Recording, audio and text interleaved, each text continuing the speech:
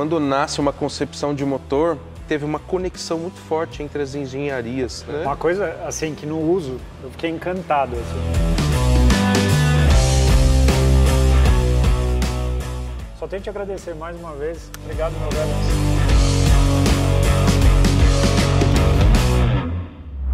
Meus amigos, sejam todos muito bem-vindos ao canal. Hoje a gente vai falar muito sobre motorização diesel com uma pessoa que tem muita vivência com esses motores, mas em especial do motor 6 cilindros Cummins que equipa aqui no Brasil, a Ram 2500, em especial a 3500 que está aqui, que tem algumas particularidades. Para aqueles que eu ainda não conheço, muito prazer, meu nome é Thiago Kifuri, eu sou um apaixonado pelo mundo das máquinas, sou um apaixonado pelo universo das picapes, mostro muito de picapes aqui no canal, morei nos Estados Unidos durante um bom tempo, em especial no Texas, onde eu morei 5 anos, que é o maior mercado de picapes, e hoje estou trazendo mais uma vez o meu amigo Fernando Borges, Fernandão, nosso professor aqui, que adora falar de muitos assuntos, mas, em especial da Cummins. Fernando trabalhou por mais de 10 anos na Cummins. Sim. Quando eu fui para o lançamento desse carro, você me deu várias dicas, mas hoje a gente vai poder mostrar muito sobre esse motor. Então, primeira coisa, obrigado por estar aqui com a gente, por compartilhar seu conhecimento, Fernandão. Eu que agradeço. É muito conhecimento adquirido ao longo do tempo, né? Trabalhando em laboratório, dinamômetro, inclusive teve participação também nesse motor. E poder compartilhar com as pessoas, né, um conhecimento que está guardado, parado aqui, é muito satisfatório. A ideia é essa. Contribuir para o canal, que tem tudo a ver, né, e que explora as máquinas de um jeito diferente. É isso, exatamente, falou tudo, não preciso nem falar mais nada. Mas me conta um negócio, primeira coisa que eu tenho uma dúvida, assim, que era uma coisa que eu me perguntava quando eu morava nos Estados Unidos, que Chevrolet Silverado com mecânica diesel, motor V8 diesel. A Ford, motor V8 diesel. E a Ram sempre me deixou com aquela pulga atrás da orelha. Por que usa um motor 6 cilindros? O que você acha que tem nesse motor 6 cilindros que faz a Ram usar esse motor há tantos anos? Bom, um conjunto de características, né? Em 81, né, nasceu lá a Ram, mas sem o motor Cummins ainda, mas em 89 passou a receber o motor Cummins. E a Ram queria realmente um veículo com uma mecânica confiável. A Cummins é uma empresa centenária, né, produz motores até 5.000 cavalos para as diversas aplicações, né? E esse motor aqui em especial, ele teve uma aplicação em caminhões, né, aplicação pesada, e é comprovado aí uma durabilidade, né, inquestionável. Isso aqui roda mais de 1.600 quilômetros, né, 1.600.000 quilômetros, né? E então está mais que claro, né, que confiabilidade seria assegurada de qualquer forma, né? A Cummins é uma empresa global, presente em mais de 160 países aí. Esse motor é muito difundido no mundo inteiro. Então tem produção em escala, tem compromisso com qualidade, tem uma bagagem, né, uma estrutura de desenvolvimento muito forte, muito grande, né? Lá na matriz em Columbus, mais de 90 dinamômetros o dia inteiro derretendo o motor. Os testes são extremamente severos, né? Que eu tive a oportunidade de participar desses testes, né? E ver como é feito, realmente são abusivos, justamente para que o motor suporte, né, para que ele foi feito mesmo, que é carregar carga, entregar potência, ser econômico, não ser poluente, né? Então, assim, tinha um pacote de características de algo que já existia, já estava desenvolvido, e se pensar bem, é até uma ideia simples, né, da Ram. Vamos colocar o que funciona, o que é barato, o que é do povo, o que está no mundo inteiro, o que você acha peça em todo canto, né, uma série de comodidades, né, que facilitariam a vida tanto de projeto e também satisfação do usuário final, né. E acho que foi uma escolha bem feita, ela nasceu lá em 89 e está aí até hoje, uma parceria de sucesso, né? Passando por várias Eu tive a oportunidade de conhecer a fábrica desse motor, então ter uma picape Ram lá bem antiga, essa de 89, já com motor Cummins, né? Mas não tão moderno quanto esse, o motor da época, mecânico, lá os motores 4B, enfim. E fiquei surpreso, cheguei lá, eu vi produzindo 600 unidades por dia. Afe Maria. Ou seja, 600 veículos desses que montados, que vão espalhados para o mundo, né? Então, uma fábrica totalmente dedicada, subterrânea, você não vê ela, você tem que mergulhar, né? Para proteção contra tornados, essas coisas assim. Mas uma fábrica muito linda, totalmente tecnológica. Agora, você comentou sobre a história da aplicação de caminhão. todo vídeo sempre entra alguém falando, esse é o motor de tal caminhão aqui no Brasil. Realmente é o mesmo motor que a gente vê aplicado em alguns caminhões aqui? Ou eles têm mudanças? Como é que é isso? Conceitualmente é o mesmo. Né? O ISBE 6.7 litros, né? Você vê isso nos Constellation, no Ford, né? Caminhões de carga, truque, né? Legal, né? O mesmo motor. E é o mesmo motor, assim? Mesmo concepção. Embora esse motor aqui, ele tem características especiais. Um motor de 370 cavalos, tem uma versão de 420. Então, muita coisa foi revisitada, né? Do ponto de vista de engenharia, redimensionada, principalmente materiais, para se adequar ao uso dessa picape. Então, conceitualmente, se você olhar o bloco, o cabeçote, visualmente você vai falar que é o mesmo motor. Mas isso aqui é obra de arte. Aqui tem muita coisa diferente, especial, para enquadrar a utilização. Então vamos começar a falar, porque uma das coisas também que você já comentou comigo é motor diesel é mais tecnológico que motor a gasolina, assim, por conta de muitas características. Por exemplo, esse motor é um motor Euro 6. Certo. Né? Então ele já tem o tanque de abastecimento do ar lá e tal. O que muda, assim, até para as pessoas entenderem, de um Euro 5 para um Euro 6, o que mudou? Bom, vamos direto ao ponto, né? O que sai no escapamento. Então você, num laboratório, você tem equipamentos super sofisticados que ficam em tempo real analisando todos os elementos químicos que estão saindo ali no escapamento, né? Então, muitos deles nocivos à saúde humana. Quando tem uma norma, né, um Tier 3, por exemplo, um Euro 5, né, que no caso no Brasil é o P7, o P8, né, seria a tradução das normas internacionais para o Brasil, recebe essa denominação, P7 e P8. Basicamente, esses níveis máximos permitidos eles vão diminuindo, né, e vão diminuindo assim drasticamente. Então, assim, o trabalho de engenharia, as tecnologias, o conhecimento que é utilizado por trás para poder definir dimensões e formas de componentes, né, e performance de componentes, são assim, estudos muito sofisticados, porque realmente os níveis são bem exigentes, né? Para você ter ideia, o sistema de pós-tratamento desse carro aqui é tão equipado e tão complexo que eu já vi colegas chamar de purificador de ar. Né? Ele tem filtro de particulado, né? Os catalisadores e tudo. É mais limpo do que o ar lá do centro de São Paulo. Né? Você pode ver, não solta uma fumaça, não sai nada no escapamento. Né? Então o Euro 6 ele traz essa característica de realmente segurar tudo que é nocivo, tudo que é prejudicial, tudo não aceito pela norma. Né? Para Euro 5, para você ter ideia, tem um poluente que é o PM, o Particle Matter, né? Que é o material particulado. Ele é medido com um método. Então você tem lá um filtro por onde passa o gás de escape e você tem uma mudança de massa desse filtro. Para a Euro 6 já é diferente. Existe um contador de partícula. Caramba. Então é um equipamento assim caríssimo, super sofisticado, nem tem assistência técnica no Brasil, o equipamento tem que ir para a Áustria, mas as partículas são contadas. É diferente de um filtro que ganha massa. É um contador de partículas. Então, assim, a tecnologia de desenvolvimento, né, é muito sofisticada, é para poucos, né, e tudo isso vai agregado aqui, né, o que torna essa máquina, para os dias de hoje, as condições de hoje, requisito de custo e desempenho, uma das coisas mais sofisticadas que tem no mercado. Cara, que impressionante, né? O que o Arla faz na prática, assim? Porque ele é um líquido, vamos dizer, que ele é injetado no gás de escape, no escape, né? Exatamente.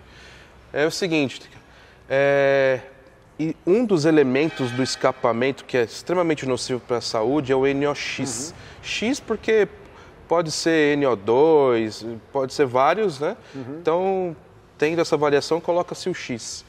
E ele é gerado quando a temperatura de chama se eleva muito. Passou dos 2.000 graus, começa a elevar bastante NOx. No Otto isso existe também. Né? Você quer ter um carro econômico, tem um problema lá. Quando o valor de lambda se aproxima de 1, sua temperatura de chama é a mais alta que tem, gera muito NOx. Né? Então, existe uma técnica mais antiga, que é o uso da EGR, Exhaust Gas Recirculation, que nada mais é do que um abafador.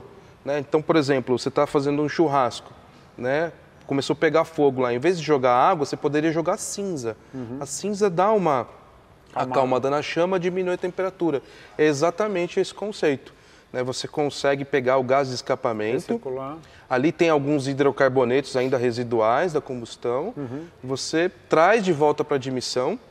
Ele sai lá a 600 graus, né, entra no cooler da EGR, pode chegar a 100 graus.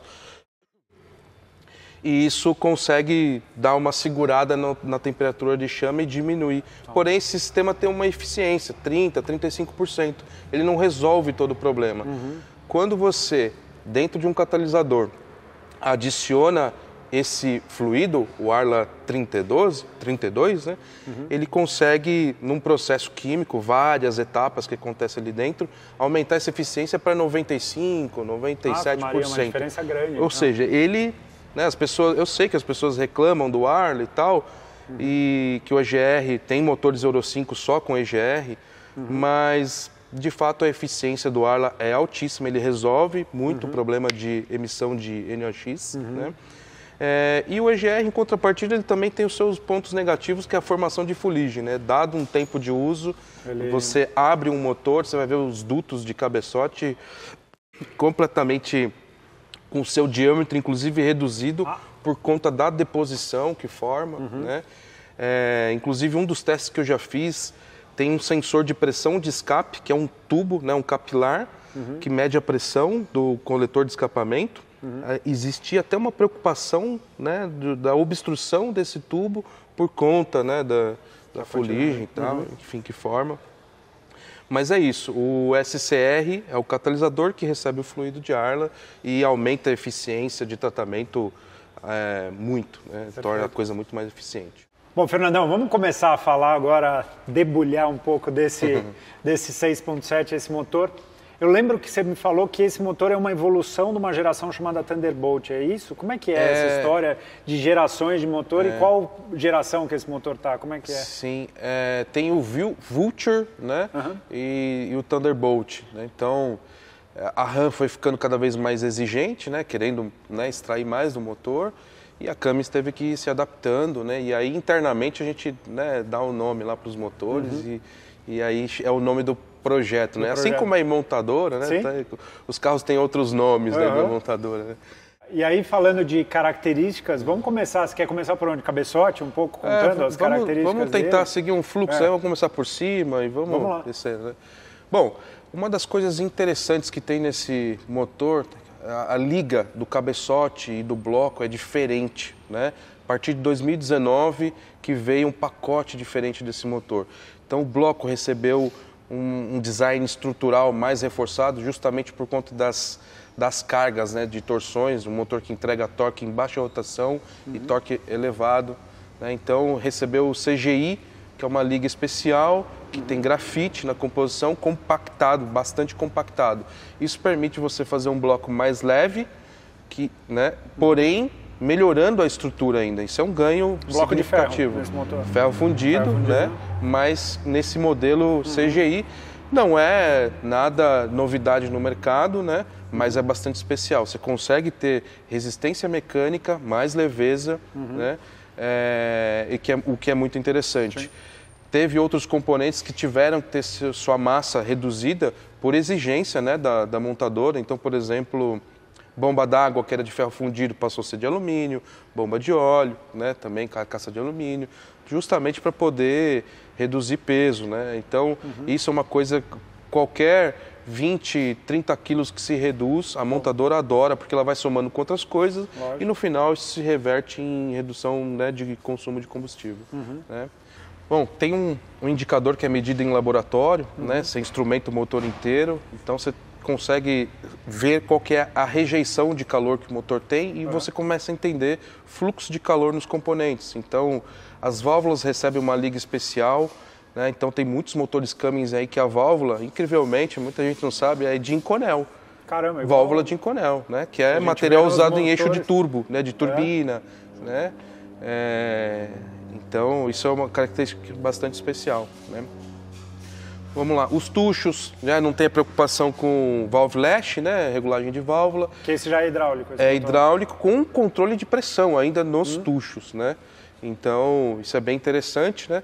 Eu já vi na fábrica, é um robô que controla, ajusta a folga. Então, nesse caso, sendo hidráulico, não tem essa preocupação, né? O bloco do motor, mesma coisa, recebeu uma liga especial, muito mais estruturado, né?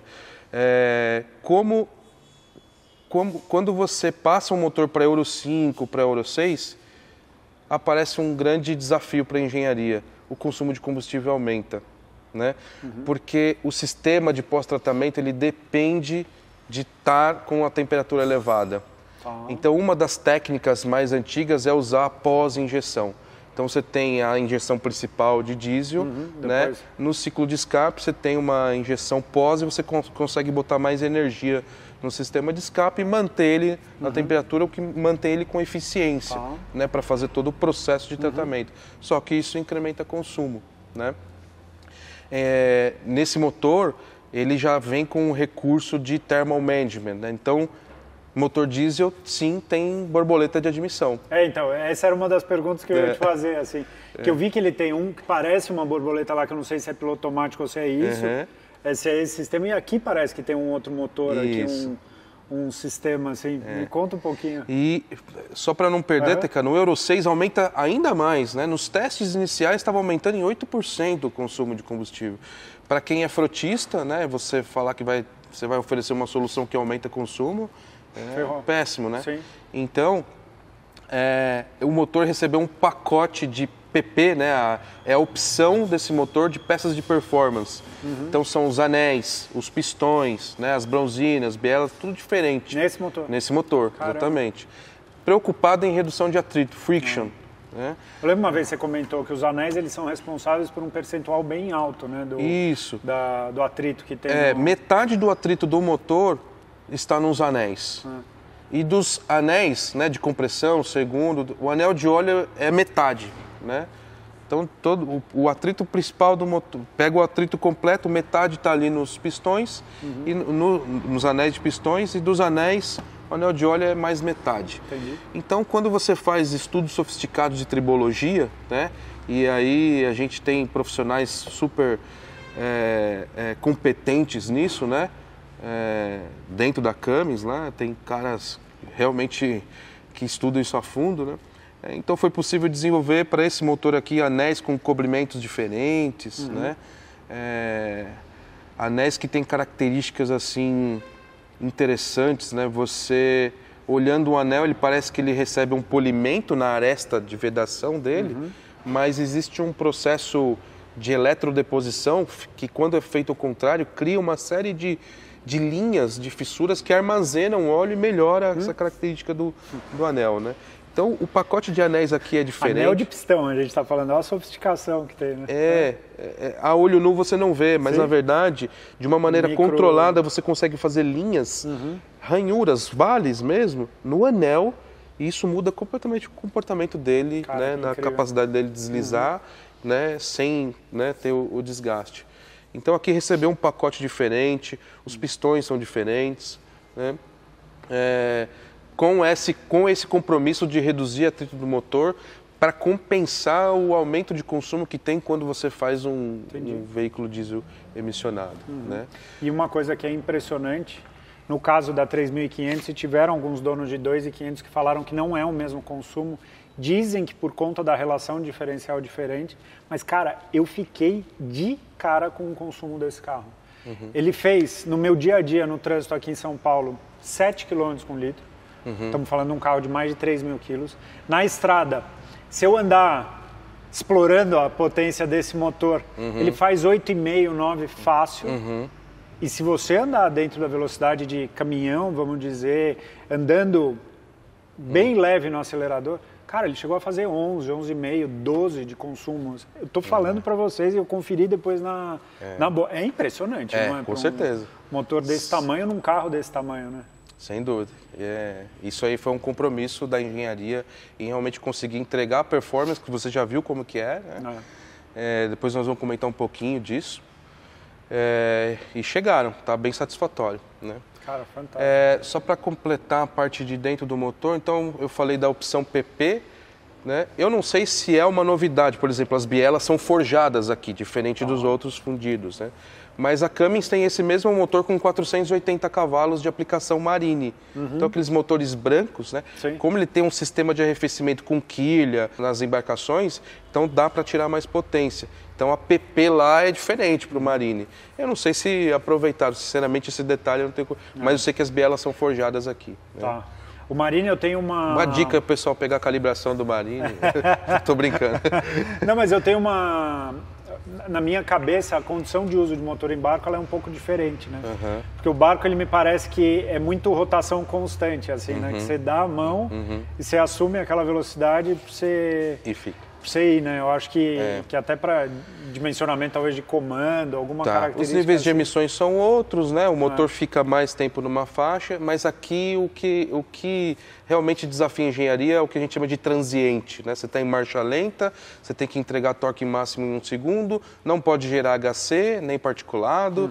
E, então, as situações de transiente, né, que antes da história do Dieselgate era feito de um jeito e depois mudou, agora tem o road test mesmo, né? Então você tem que avaliar emissões rodando mesmo com o veículo. Então o transiente, as condições transientes reais são testadas e o grande trabalho da engenharia de calibração, tiro o chapéu para os caras porque é muito difícil fazer isso.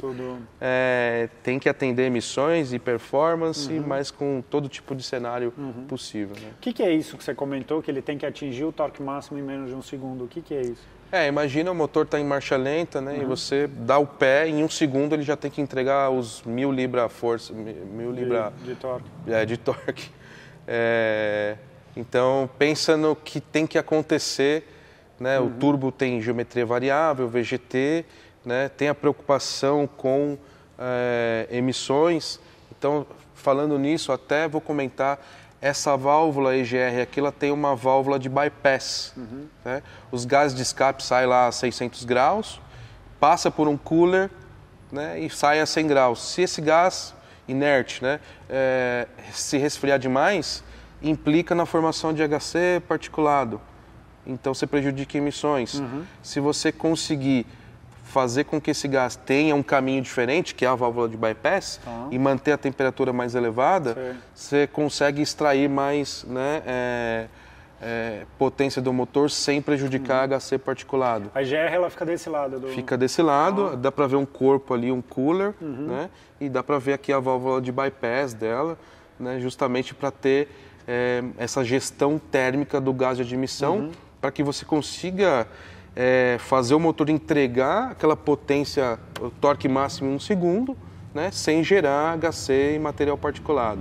Então tá aí mais uma coisa especial que o motor tem que você não vai ver nos caminhões, você não vai ver isso daqui. Isso é característica desse Característica disso aqui, dessa aplicação. tá com esse bypass, exatamente. E a história da borboleta que você comentou? Porque o motor a diesel, ele trabalha, você põe combustível, ele gera o que você precisa de potência e você tira combustível. Meio que dessa maneira, de uma maneira simples, né?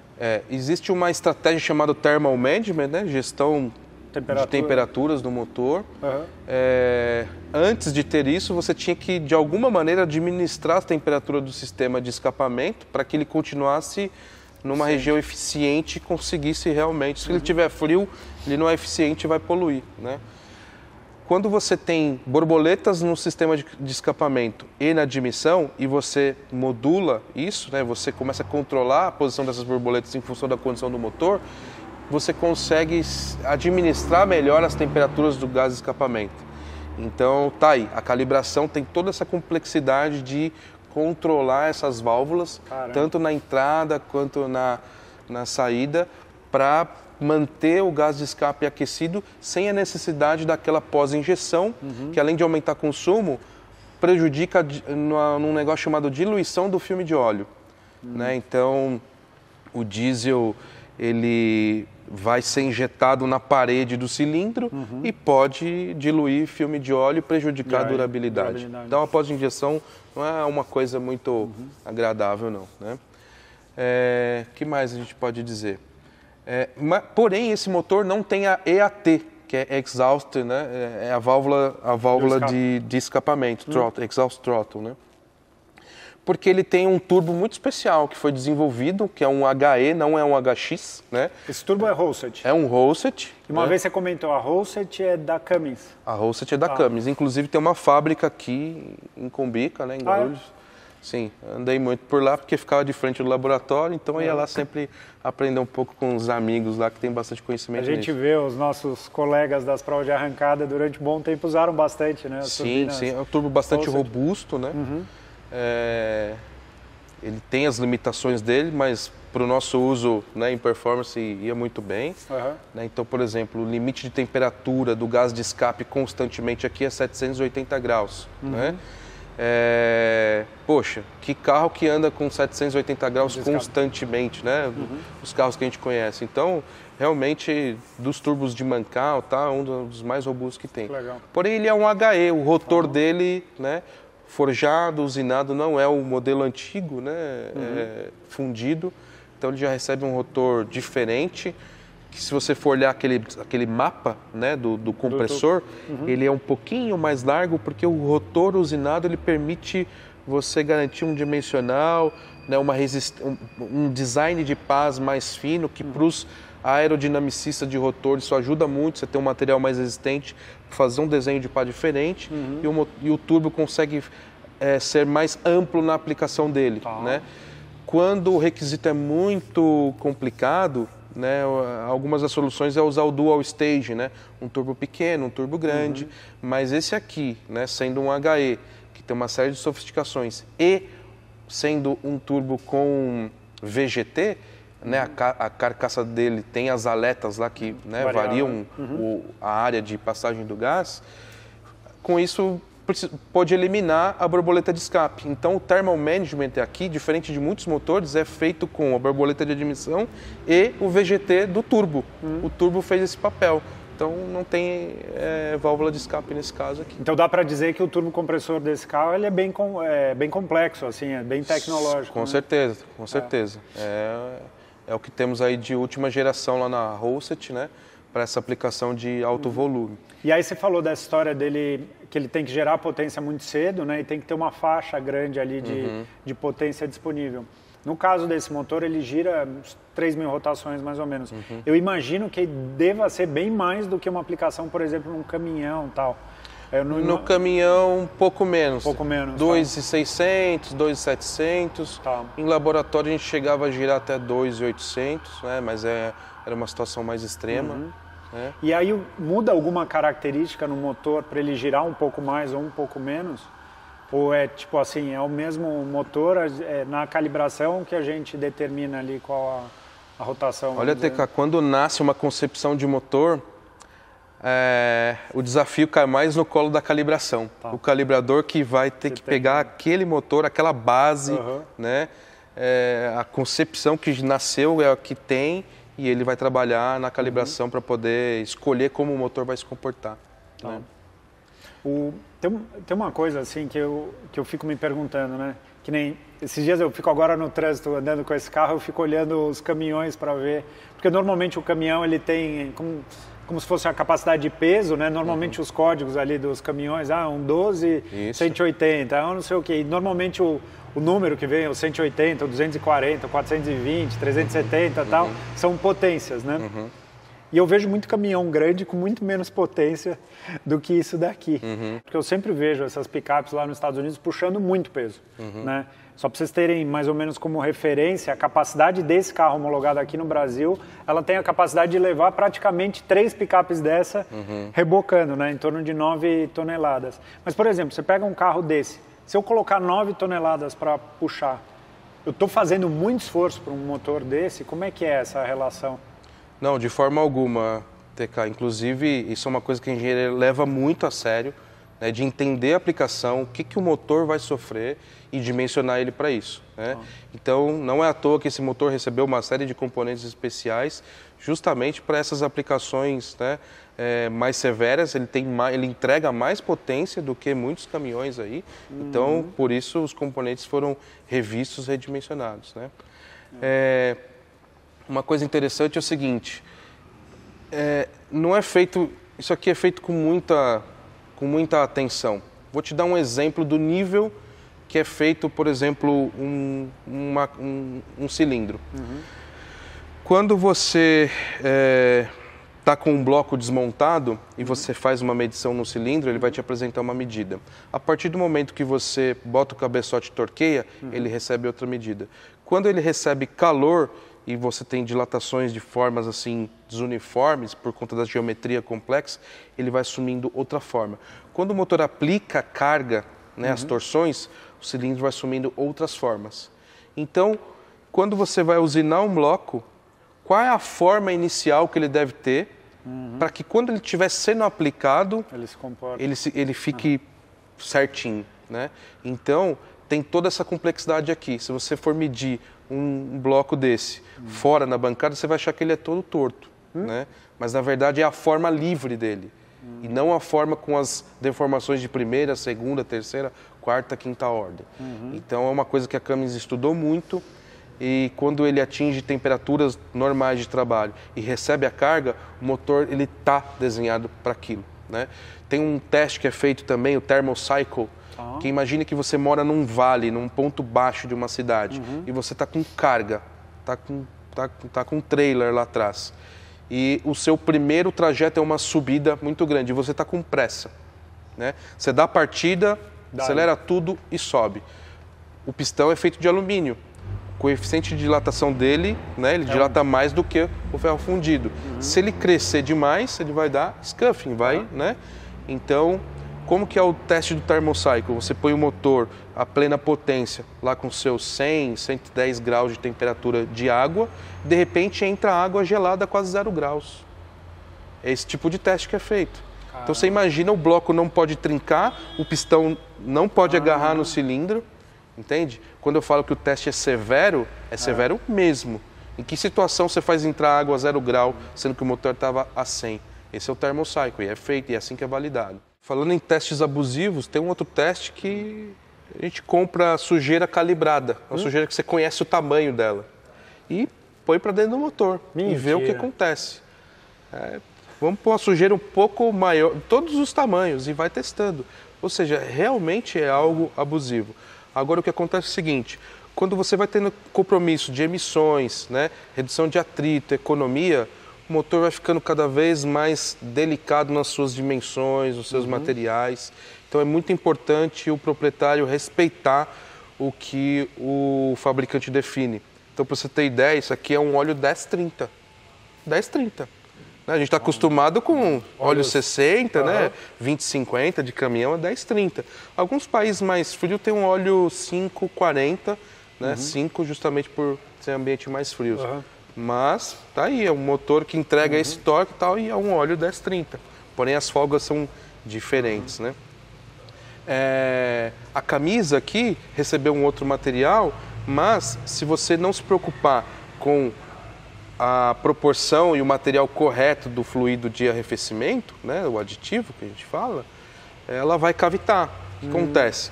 O diesel ele tem um negócio chamado piston slap, que é característico do motor, do barulho do motor do diesel, né? Quando tem a injeção, o pistão ele dá uma... Porque o pistão ele anda assim dentro do cilindro, ele dá uma batidinha. Esse movimento na camisa, né, causa microcavitações, com o tempo perfura, né? Perfurou, já era, porque a pessoa simplesmente, o cara é esperto, né, gerente de frota, vai lá, reduz custo com aditivo. Ele não sabe que ele está mudando a densidade do fluido e causando problemas como esse, que vai gerar um reparo que requer a troca de um kit, que é muito mais caro, né? Então, tendo um motor sofisticado em tecnologias, mas assim, muito delicado nos seus cuidados, né, respeitar todo, né, o óleo lubrificante, né, arrefecimento e tudo mais, se você respeitar, mesmo tendo usos, né, constantes, com alta carga, o motor foi feito para isso. Entendi. Né? É claro que um motor que passou a vida dele inteira trabalhando sossegado, né, ele vai ter uma longevidade diferente de um que diariamente é sobrecarregado. Não tem milagre, né? Mas não se preocupe, o motor nasceu pensado para ser realmente utilizado para o projeto dele, que é carregar carga mesmo, né? Uma coisa assim que no uso eu fiquei encantado, assim, que é o quê? Você sente que você está numa máquina muito poderosa. Situação de você vem na estrada, no plano, e a hora que começa a subir, o carro começa a perder velocidade, natural, se você mantém a mesma carga de acelerador. Cara, você tá lá, 1.200 rotações, mas você encosta, sei lá, 3% a mais ali de acelerador, o carro ele dá 100 a mais de RPM, ele começa a empurrar e começa a vencer a subida, mantendo ou ganhando velocidade. Do tipo assim, eu que estou ali no comando, falo, cara, olha a força que tem isso aqui, sabe assim? Com uma suavidade muito grande, assim. Então, a sensação que eu fico é, meu, o que tem de motor aqui, você andando com isso daqui vazio, essa picape vazia, você tá literalmente sobrando. Uma característica do diesel, principalmente, né? Porque assim, o motor Otto, como ele tem uma faixa de rotação bem mais ampla, ele, para ter a eficiência volumétrica boa, ele precisa desenvolver rotação e tal, a menos que o motor tenha uma série de artifícios lá para conseguir carregar o cilindro o mais rápido possível com massa de ar. O diesel, não, ele tem momentos que ele trabalha com 40 para um super pobre. Ele consome ar pra caramba com uma quantidade muito pouca de combustível. O que determina a resposta é exatamente o combustível, que você controla do jeito que você quiser. Você põe a quantidade que você quer a hora que você quiser. Né? A única restrição vai ser emissões e consumo. Então, se você fizer essa calibração pensando nesses requisitos de emissões e consumo, você consegue ter um motor que entrega essa torque máximo em 1 segundo aí, que aquela encostadinha de pé, né, já te entrega. É de fato impressionante. Outra coisa que me chamou a atenção, baixo ruído, desse ruído característico, esse knocks, essa batida que tem, muito baixo, e vibração muito baixa também dentro do carro. Sim, certeza. Bom, o motor 6 cilindros ajuda nesse sentido, né? E as novas folgas que esse motor recebeu também ajuda bastante nesse sentido de ruídos internos, né? Tucho hidráulico, enfim, tem uma série de coisas aí que houve a preocupação com noise, né? Essa parte de baixo também mudou, assim, virabrequim, toda essa parte nesse motor? Como é que é? O modelo anterior, antes de 19, por exemplo, a ponta do virabrequim tinha 8 parafusos. Agora, com essa entrega, né, de torque que está chegando esses motores, passaram para 10 parafusos. Então, teve um reforço lá na ponta justamente para suportar um incremento de torque que ia ter, né? Imagina. Não sei se eu esqueci, mas pino de pistão recebeu um diâmetro maior, né? O diâmetro desse pino aqui é maior em relação ao anterior. Parafuso de cabeçote, ele aumentou o diâmetro, né? Porque, eu não sei se você já percebeu, até que já te falaram, o cabeçote ele trabalha oscilando, subindo e descendo, né?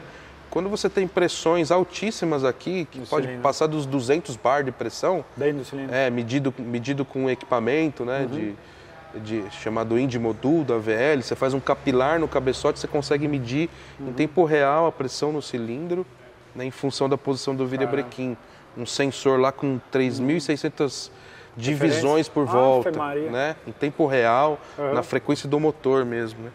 Então, com essas pressões mais elevadas aqui, a junta de cabeçote começa a não querer copiar o movimento do cabeçote, né? E pode perder pressão de contato. Então, os parafusos foram redimensionados, né? Então, mais um detalhe aí que modificou nesse motor. Não, acho que a gente já compartilhou a informação pra caramba. Você tem mais coisa? Com uma carga térmica maior, teve uma preocupação também com arrefecimento de pistões, né? Então a bomba de óleo desse motor tem uma vazão maior e ele tem lá o jet oil. Você sabia que se tirar o jet oil em questão de 1, 2 minutos você funde um motor diesel? É rapidinho. Eu já vi em laboratório, esquecer de montar, rapidinho. O jet oil é um jato direcionado, né? Que é por baixo do pistão, vamos dizer, né?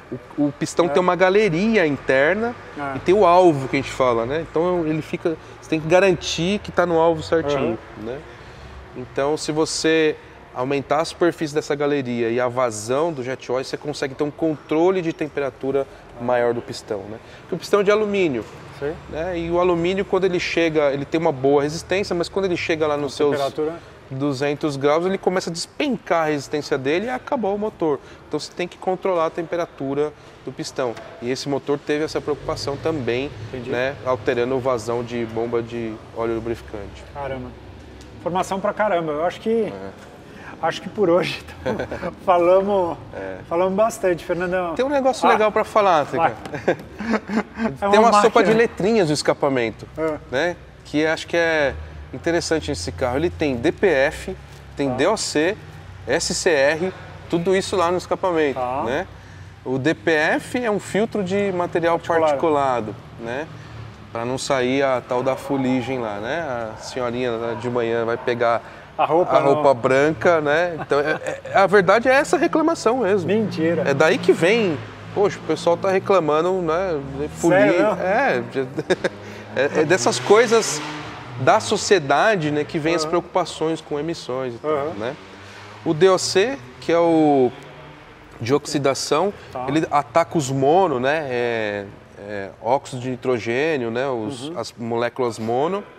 E ele faz um papel interessante, ele consegue gerar NO2, que facilita o trabalho do SCR de converter, né, e gerar o gás amônia, né, e ser mais eficiente no tratamento dos NOx. E o SCR, que é onde faz mesmo a catalisação, Selective Catalytic Reduction, né, onde chega o ar lá, né, e pega o NOx e tem uma série de etapas bem complexas lá de químicas, né, que despenca emissões. Então, olha só, é uma picape, mas que tem um pacote de tratamento de gases super sofisticado. Tão sofisticado quanto, assim, por exemplo, tem uma série de sensores de pressão, sensor de, né, se você olhar, você acha que é lambda, mas é um sensor de NOx. Eles estão ligados, não é fio direto ligado no módulo, fio. Estão tudo ligado na CAM multiplexado, né? Então, tem até a sofisticação, né, de software Redcam ligado no sistema para que ele realmente tenha velocidade de comunicação, né, seja mais robusto para poder entregar essa beleza que é econômico, potente e sem poluir. Né? E durável, né, cara? Durável, né? Tem um clube nos Estados Unidos, né? O Million Miles? Million Miles. Foi ele que me contou dessa, né, do clube, o Million Miles Club, que é o clube de, me corrija se eu estiver errado, desse motor, desse motor de RAM com esse motor que passou de 1 milhão de milhas, mais de 1 milhas. milhão e 600 mil quilômetros com o motor original. E é 1 milhão de milhas puxando o trailer, né, que é para isso que serve isso aqui lá. Cara, impressionante mesmo, de fato é uma máquina complexa e especial, né, assim, de características. Tem muitas coisas aí, mas acho que as coisas mais interessantes assim deu para cobrir, que são diferentes, né? Diferente dos caminhões, né, mais comuns. É o que eu te falei, a base do motor é a mesma do caminhão, mas ele é repleto de características aí que tornaram esse motor muito especial e específico para essa aplicação da Dodge Ram aqui.